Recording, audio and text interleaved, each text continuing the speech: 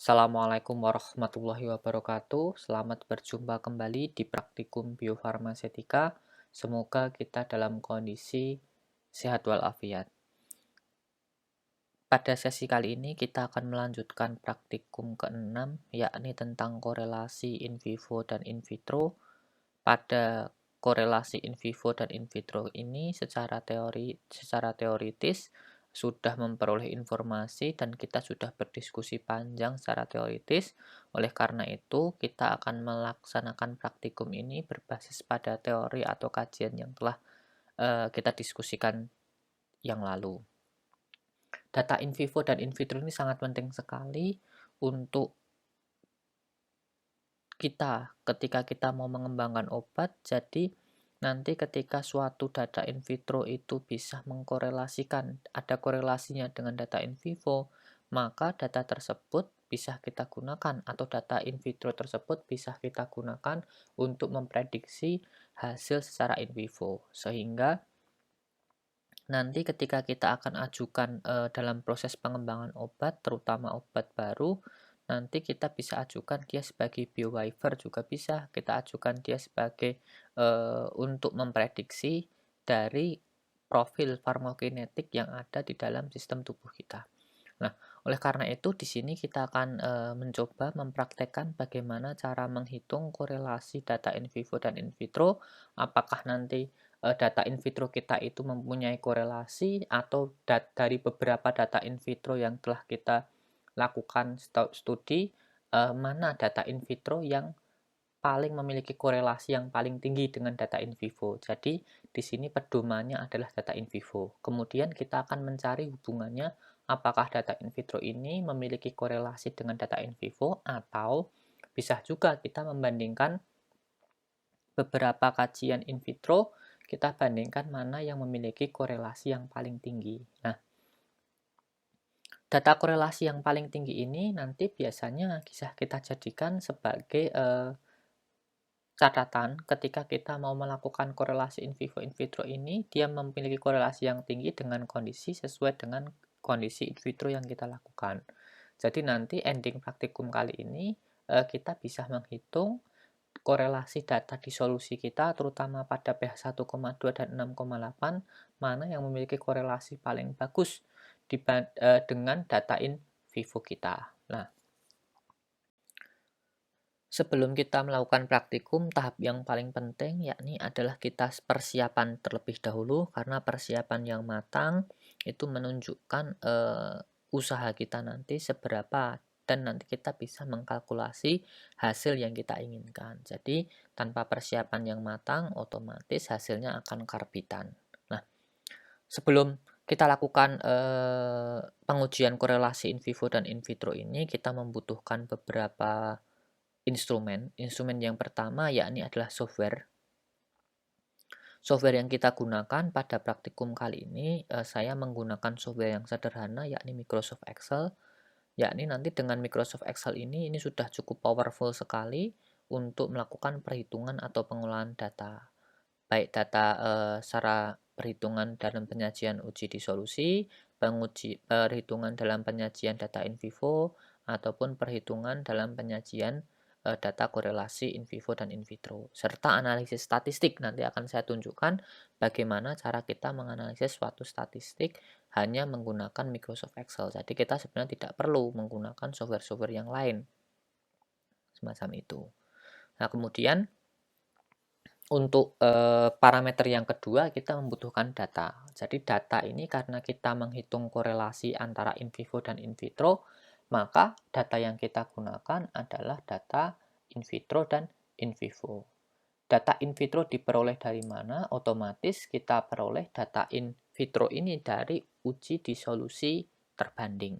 Nah, kita sudah melakukan praktikum di P1 terkait dengan uji disolusi terbanding. Nanti akan kita hitung korelasinya dengan data in vivo. Data in vivo ini berasal dari data keempat, uji BABE. Nah, untuk data praktikum pertama, uji disolusi terbanding, itu nanti yang kita hitung, kita cari mana yang memiliki korelasi yang paling bagus. Jadi nanti pada pH 1,2, 6,8, kemudian eh, inovator, nanti kita akan cari korelasinya mana yang memiliki korelasi yang paling bagus dibandingkan dengan beberapa tiga kondisi tadi. Nah, nanti kemudian dari sini kita akan menghitung beberapa parameter untuk menentukan suatu korelasi dari data in vivo dan in vitro. Nah, pada uji in vivo ini nanti kita gunakan data dari P4. P4 di sini menggunakan data dari uji BABE. Oleh karena itu, setiap mahasiswa itu nanti menggunakan data yang berbeda pada masing-masing data yang kita gunakan ini. Jadi, datanya tidak bisa sama. Kenapa tidak boleh sama? Biar tidak tirunan. Nah, data ini dari P4 itu ada 11 sampai 12 data. Artinya apa?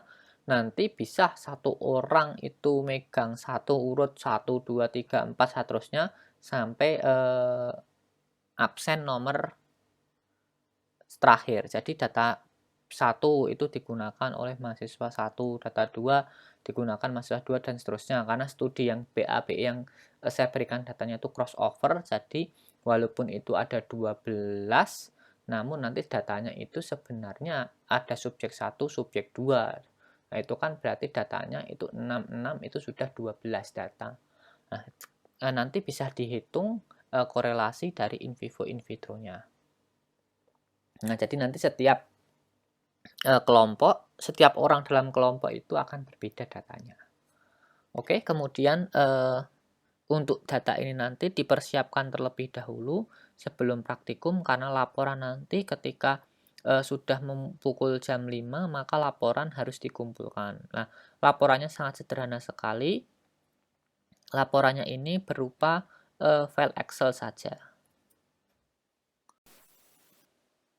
Setelah kita melakukan persiapan praktikum, jadi data sudah kita siapkan, baik data in vivo, in vitro, dan software sudah kita siapkan juga. Kemudian langkah yang selanjutnya yakni kita ilustrasikan data in vivo kita. Nah, tujuannya apa? Untuk mengilustrasikan data in vivo ini sebenarnya kita lihat terlebih dahulu apakah ini benar datanya atau tidak, bagaimana polanya, pola absorpsi harus kita bisa identifikasi, mana pola eliminasi juga kita harus bisa identifikasi. Jadi di sini kita walaupun dapat data perlu kita lakukan assessment terhadap data tersebut, apakah data tersebut feasible untuk dilakukan uji IV efficacy. Jangan sampai data yang in vivo kita salah. Misalkan kita memperoleh bukan data farmakokinetik dalam bentuk sistem oral, tapi ternyata bolus IV. Jadi nanti sangat rancu sekali. Bahkan itu nanti ketika dihitung IV efficacy tidak ada yang diabsorpsi karena tidak ada fase absorpsinya. Itu sangat penting sekali. Makanya ketika mas-mas dan mbak-mbak memperoleh data in vivo, yang pertama dilakukan adalah memberikan sajian data. Karena dengan sajian data ini adalah langkah awal untuk melakukan interpretasi data. Nah, lebih baik lagi nanti ketika kita menggunakan data tersebut, ya kita hitung beberapa parameter. Misalkan parameter AUC, kemudian AUCT, AUCD tertentu, semacam itu. Untuk apa? Untuk bisa kita nanti menghitung korelasi. Misalkan dia bukan pada level A, kita bisa gunakan level B ataupun level C. Jadi nanti bisa kita hitung AUC per waktunya atau semacamnya, nanti kita buat satu data korelasi. Nah, jadi dengan ilustrasi data in vivo nanti kita akan bagaimana menggambarnya, datanya bagaimana, kita identifikasi fase absorpsi di mana, fase eliminasi di mana, kira-kira Cmax dan Tmax-nya di mana, kemudian kita lakukan perhitungan dasar terkait dengan AUC, terus kemudian T setengah, fase eliminasi, dan seterusnya. Karena ini menjadi suatu dasar kita untuk melakukan korelasi in vivo dan in vitro, kita harus bisa mengenali data yang kita peroleh terlebih dahulu. Jadi misalkan kita tidak bisa mengenali data yang kita peroleh, nanti kalau mencari korelasi atau mencari hubungan, nanti hubungannya akan ngelantur. Oleh karena itu, langkah pertama ini harus diyakinkan bahwa kita bisa melakukan perhitungan secara interpretasi data farmakokinetik, kemudian menyajikan data farmakokinetik menggunakan Microsoft Excel. Langkah nomor 2 yang harus kita lakukan dalam praktikum kali ini adalah teknik deconvolution. Nah, deconvolution ini merupakan jantungnya dari IV-IVC. Jadi ketika kita tidak bisa melakukan deconvolution, otomatis kita tidak bisa menghitung jumlah obat yang diabsorpsi. Nah, padahal jumlah obat yang diabsorpsi ini menjadikan dasar bagi kita untuk menghitung korelasi dengan jumlah obat yang terdisolusi. Jadi, nanti dengan teknik Wagner-Nelson ini sangat sederhana sekali. Saya tidak menggunakan mathematical modeling base karena di teknik Wagner-Nelson ini sudah cukup adekuat sekali untuk menggambarkan jumlah obat yang terabsorpsi. Nantinya kita akan tarik hubungan dengan jumlah obat yang terdisolusi. Akan tetapi teknik ini paling penting sekali jika terdapat salah perhitungan, otomatis kita bisa salah interpretasi terhadap data yang mau kita korelasikan. Oleh karena itu, ini sangat perlu berhati-hati nanti bagaimana cara kita menghitung teknik atau menghitung jumlah obat yang terabsorpsi menggunakan metode Wagner-Nelson ini. Nah, kemudian nanti dari teknik Wagner-Nelson ini otomatis kita harus menggunakan langkah dari yang nomor pertama. Kita harus identifikasi terlebih dahulu data mana yang merupakan puncak absorpsi maksimum dan kapan dia memulai fase eliminasi dan kapan berakhirnya fase absorpsi. Itu harus kita menjadikan patokan untuk melakukan teknik deconvolution ini. Nanti untuk selanjutnya, bagaimana cara kita melakukan teknik deconvolution akan kita lakukan pada video ketiga. Nanti kita lihat karena video kedua itu nanti tentang bagaimana cara kita menyajikan data in vivo. Kemudian video ketiga tentang bagaimana cara kita melakukan deconvolution. Kemudian video keempat itu tentang bagaimana cara kita menyajikan data in vitro dan mencari korelasi in vivo dan in vitro. Untuk langkah ketiga, yakni kita akan menentukan korelasi in vivo dan in vitro. Jadi, di praktikum ini sangat sederhana sekali, kita sudah punya data 1 dan data 2, kita bisa tarik suatu data korelasi in vivo dan in vitro. Dengan catatan nanti kita bisa gunakan berbagai macam metode ini untuk menghitung korelasinya. Nah, sebenarnya untuk percobaan ini kita tidak membutuhkan data dalam bentuk data primer, kita bisa ekstrak dari data sekunder, kita bisa hitung korelasi in vivo dan in vitro dari suatu profil disolusi suatu obat, bisa kita hitung korelasinya dengan catatan nanti ada justifikasi terkait dengan pengujiannya. Nah, oleh karena itu di sini langkah yang paling penting dan langkah terakhir yang kita gunakan untuk menghitung korelasi in vivo dan in vitro ini adalah kita gunakan analisa regresi linier. Jadi analisa regresi linier ini berbasis pada statistik, tidak hanya menggunakan kalkulator atau tidak. Nanti akan saya ajarkan bagaimana cara menganalisa regresi linier menggunakan software Microsoft Excel. Nah, nanti bagaimana cara kita membaca dari data korelasinya. Kemudian nanti setelah selesai, silahkan diulangi menggunakan medium yang lain, yang berbeda. Jadi misalkan tadi menggunakan medium 1,2, kemudian nanti dibandingkan dengan medium 6,8. Nah, misalkan ada obat inovator, nanti digunakan obat inovator. Nanti dibandingkan dari beberapa medium disolusi yang digunakan, mana yang memiliki korelasi paling bagus dan kesimpulannya bagaimana. Nah, kemudian nanti di sini sudah cukup. Jadi praktikumnya sudah cukup sampai di situ saja. Jadi menghitung korelasi antara data in vivo dan in vitro. Nanti kalau tidak bisa korelasi level A, kita gunakan korelasi level B. Jadi kita akan gunakan berbagai macam parameternya untuk menghitung dari data korelasi level B ataupun level C. Langkah terakhir yang paling penting yang harus kalian lakukan yakni adalah kumpulkan laporan. Jadi tanpa langkah keempat ini, walaupun kalian sangat baik sekali melakukan langkah 1, 2, 3, dan seterusnya, tapi langkah terakhir ini tidak kalian finalisasi, ya sama saja, otomatis tidak akan dinilai.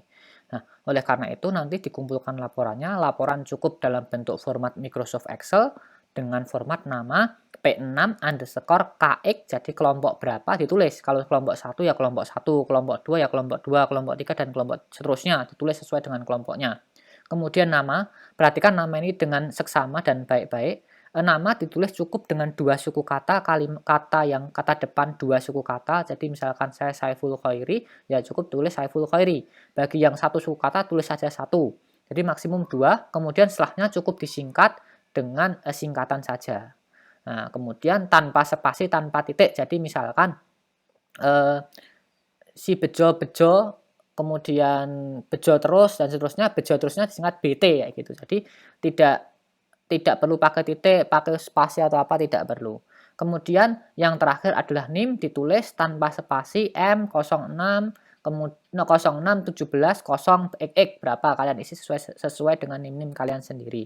Jadi file Excel ini nanti yang tidak urut akan saya cut langsung karena format nama ini akan memudahkan dalam mengkoreksi. Jadi bagi yang tidak sesuai otomatis tidak akan terkoreksi. Kemudian yang kedua, format yang harus diperhatikan ini adalah format nama sheet, ini harus sesuai dengan ketentuan. Ada 3 sheet, sheet 1, sheet 2, dan sheet 3.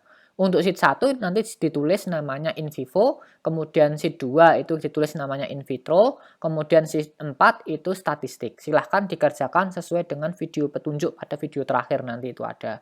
Nah, bagi yang tidak sesuai dengan nama file dan sheet yang tidak sesuai otomatis tidak akan dikoreksi. Artinya apa? Harus mengikuti sesuai dengan prosedur yang telah ditetapkan. Bagi yang tidak mengikuti otomatis auto nanti saya delete submission-nya jadi tidak mengumpulkan. Nah, mohon diperhatikan sekali terkait dengan prosedur ini karena kita dituntut untuk mematuhi prosedur agar selamat sampai tujuan.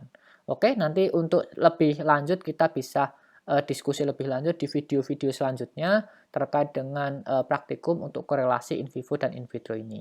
Oke, cukup sekian. Assalamualaikum warahmatullahi wabarakatuh.